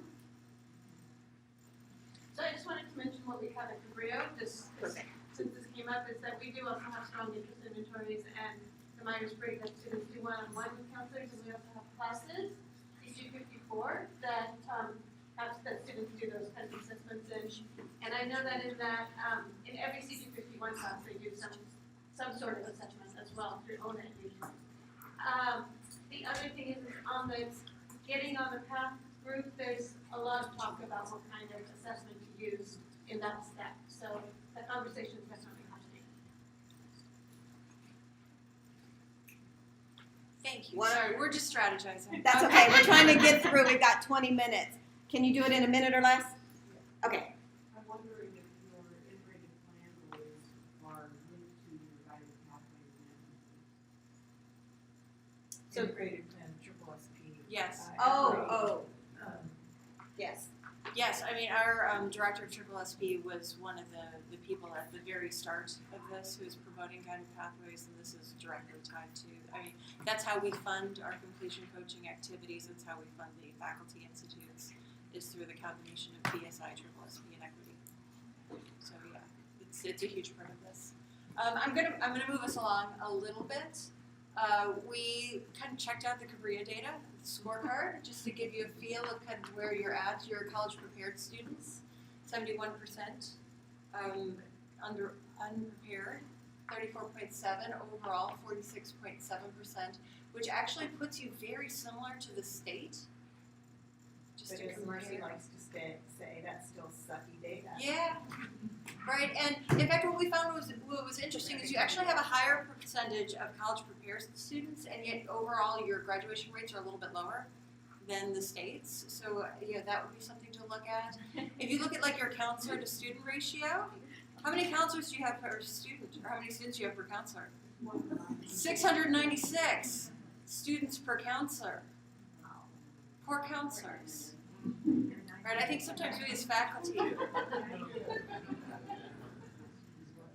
So this is just a data point. Well, at the very end, our last slide basically said some things to start looking at because we want you to be data informed. And that's the point. You might find that, I don't know what you'll find, but you might find it's nothing that you're going to focus and concentrate on. So it's just something to consider. We wanted to show you, so part of our prep work for this is we, for Guided Pathways, the school, is we did a series of student focus groups and a series of videos where we just talked to students and asked them about their experience. And then what we did is we kind of coded their answers according to the 4 pillars and started to put together videos. So what do students say about clarifying the path, or what do they say about learning on the path, even though they're not using the language of guided pathways? So I thought we'd show you one video that we put together. These are sort of comments that came up from students about clarifying the path, issues that came up for them. We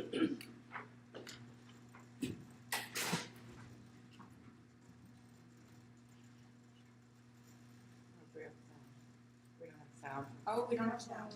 Yeah. Where's Let's see, maybe plug in.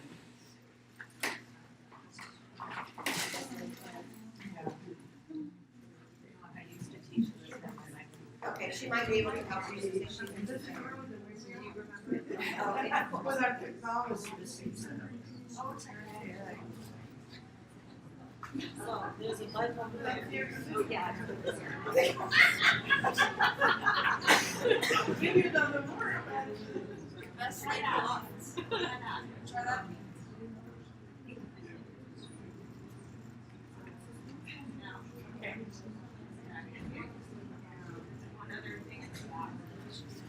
Oh, this is so bad. Where are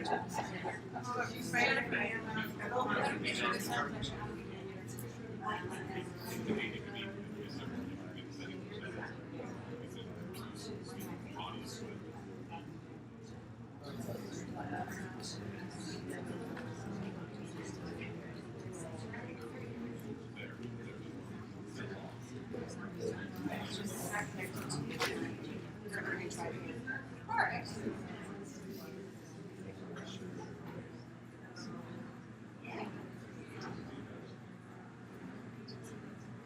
While we work on this, do you want to put that in the effort?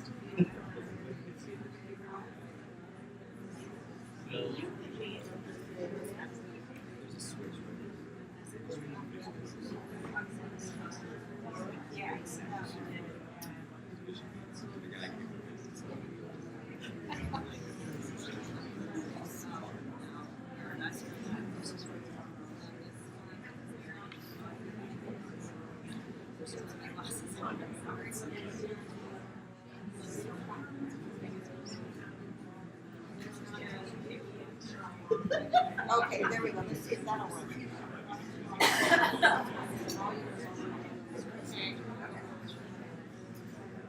One last stitch effort.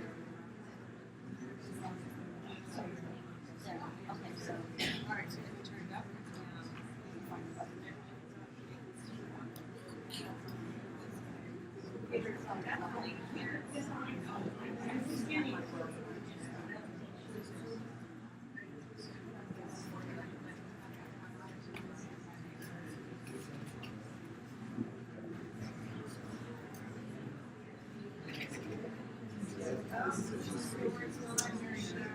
Yeah, we can hear it now, but it's not good. Okay, so since we can't get sound going, it was a really good example. We can send this out and you guys can post it to have it readily available. The other activity that we had is that we would like to take about 5-7 minutes and have you do the ed planning activity just to give you an experiential learning. No counselor is allowed to help, right? No, independent, this is independent activities.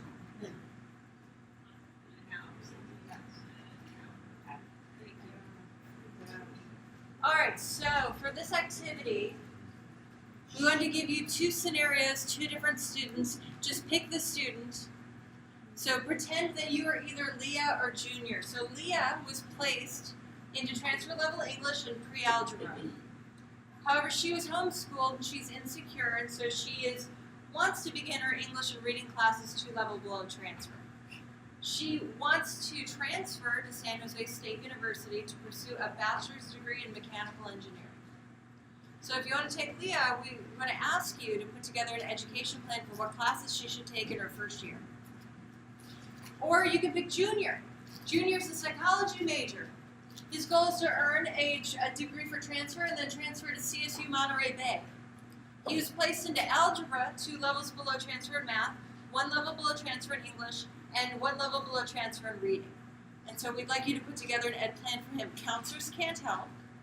But what we would suggest is get on your phone, because how do our students find out about what classes they should take? Get on your phone and use your college resources to plan out what courses these students should take for their first year. Give me about 5-7 minutes.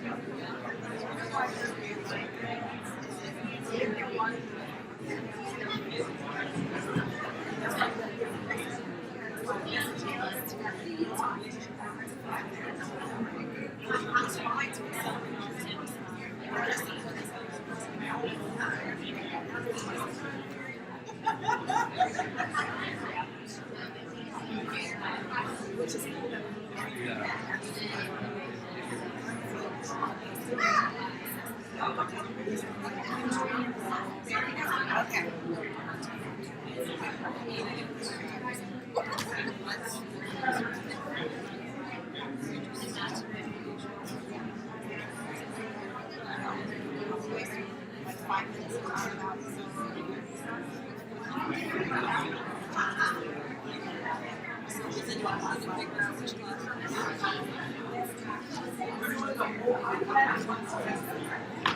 Do 1 year. Yeah. Alright. Yeah, you do. That's funny. I want some chocolate.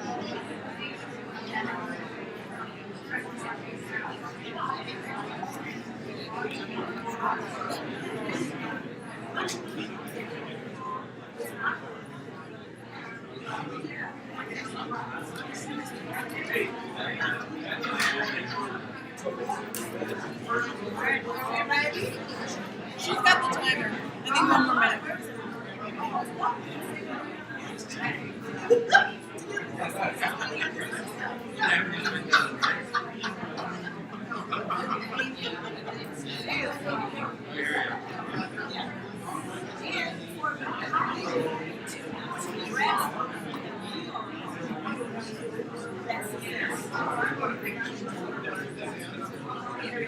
Rena.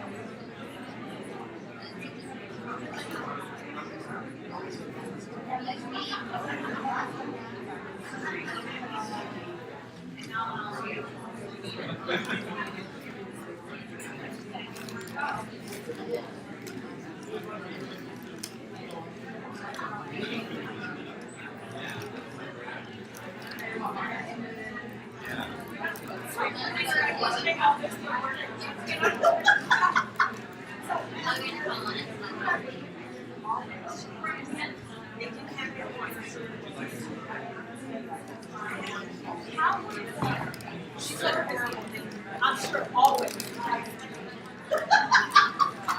But how were the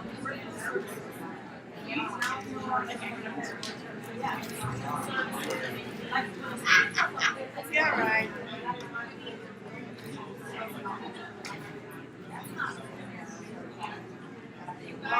Well, she's not here, so I'm eating it now.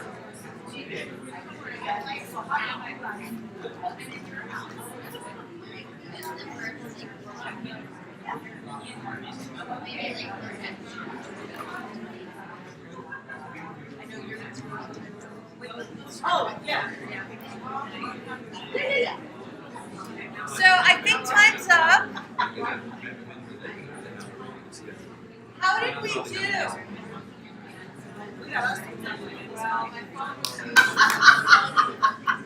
Okay, let's bring it back. We're gonna get some feedback. There's no counselor in that group, right? No. Okay, just making sure, no cheating. All right, so we have one group who feels pretty good. How did everybody else do? Junior lined up. You got junior lined up? Junior's gonna need some more time. What's junior taking per semester? Math, 154, English 100, reading 100, Psych 1A. He's taking a unit in the wet. Stress levels down. Stay fit. That's pretty That's 15. 15? What's junior taking in the spring then? English 1A, Math 154, Psych 2, Library 10, Social 1, that's right. Are those all CSU Gen Ed requirements? Are those what? CSU Gen Ed requirements? Do they fulfill CSU?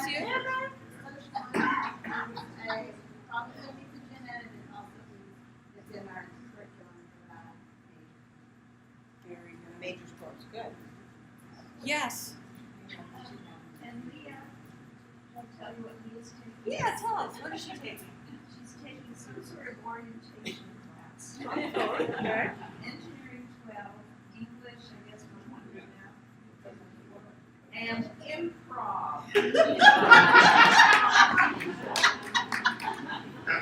To increase her confidence.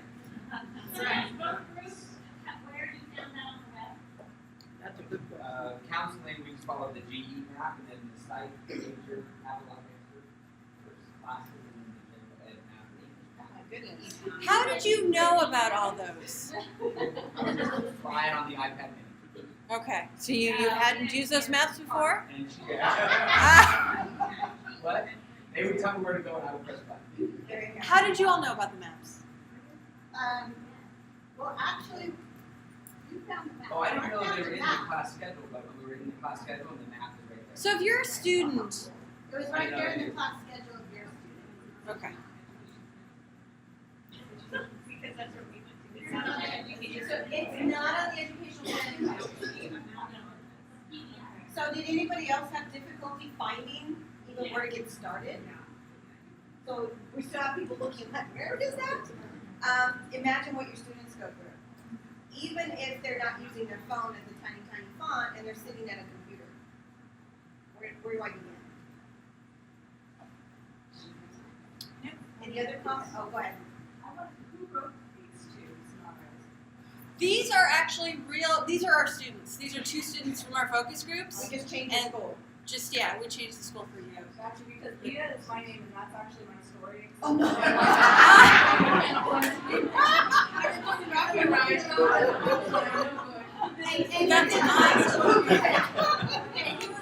April Fool's is not coming up yet. If the video had worked, you would have met both of them in the video. For Leah, what we thought was that when she's a lack of confidence and our experience all the really good leaders and so that to get her connected to STEM, I believe, more early STEM and counselors there meet students so that she could get used to the environment and see that campus life different from homeschooling, but that she's in the element, she's in the right place.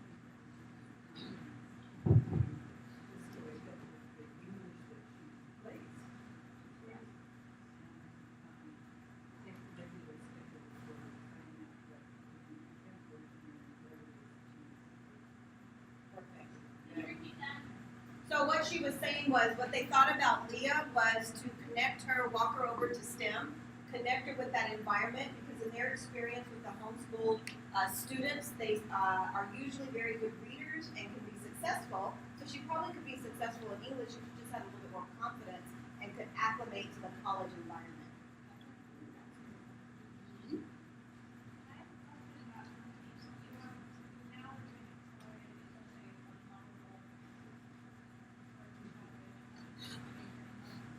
What we did is we combined 1 level and 2 level into 1 class.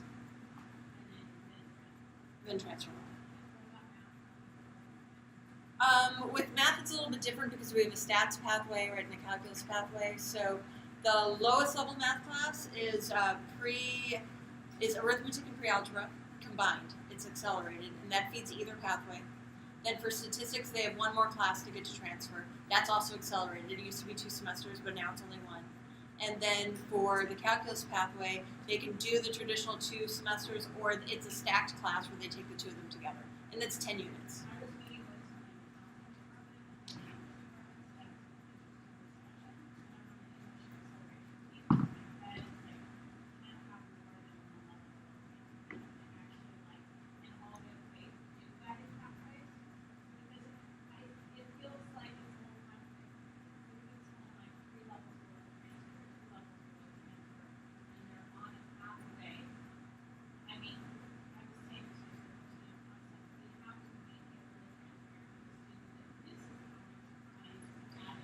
Yeah, and right. Yes. And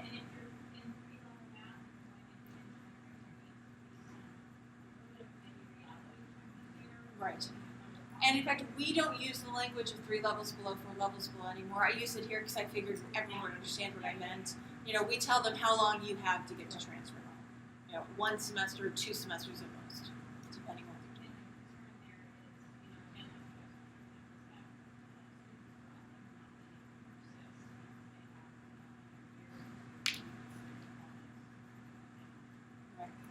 Yeah, and that's one way where we're a little bit different. We have a much larger proportion of our students who, even after multiple metros, need some mediation. So as we wind down, we have like 1 minute, if you'll just bear with us real quick.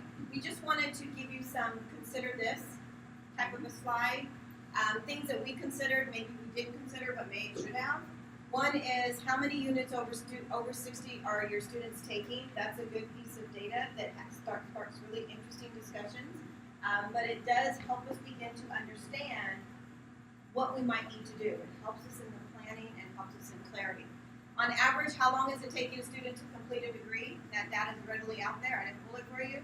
I've seen numbers like 6 and 7 years, but we're called a 2-year institution. And again, even going part-time, you would think it would double. So 4 years, okay, I can handle that. 7, 8, we've had 10. You know, that a large number in that group, not so much okay. And then, what are your common transfer institutions? And I put on here, assess the relationship. What we are finding is you have ADTs. They go to your local places, and they're picking them apart. Okay? So find out, are your ADTs transferring as a package? It's against the law. We know that. They're supposed to know that, because the law says you will take the ADT. That's not what is happening. So what we have recently, in assessing our relationship, found out, they're being picked apart. So now we have created a whole nother sidebar issue, but it has affected our pathways of actually starting to look at, why are you picking it apart? Is there something that we need to do? Because we can address the ADT issue a little bit, but we're pretty prescriptive. But how do we make sure that that pathway is seamless for the student? It isn't about who can do it better or worse. It's about what do the students need to be successful when they come to you, not because you don't think we can do a good enough job. Jennifer, some people weren't clear about what you meant by picking them apart. You mean that the transfer institution, the CSU, is not accepting the coursework they had agreed to accept as part of AT. And I know that it happened in biology. And communication, say they, or business. Business is a big one for us. They're saying, well, that business course that you teach really doesn't meet our, it's good for the undergrad as it's supposed to be, but it's really not for our degree. So when they get to us, they need to take this upper division one because, you know, you can't provide the upper division course. So their task is to get those students out at another 60, 120. And we can pull the data on them, which we did for our local CSU, and they're not meeting their goals. So when that and their chancellor, because there's another chancellor too, their chancellor is putting pressure on them, hey, your outcomes need to improve. So now they're willing to sit at the table. Okay, so be it. The reality is, what's in the benefit for our students? So that's something you might want to explore if you have local groups. I know sometimes English and math have local relationships. Do some exploration. Okay, so that's just something we were totally unaware. So I think we can do it. Thank you. I think we are done. We've had lots of questions and comments. Thank you very much.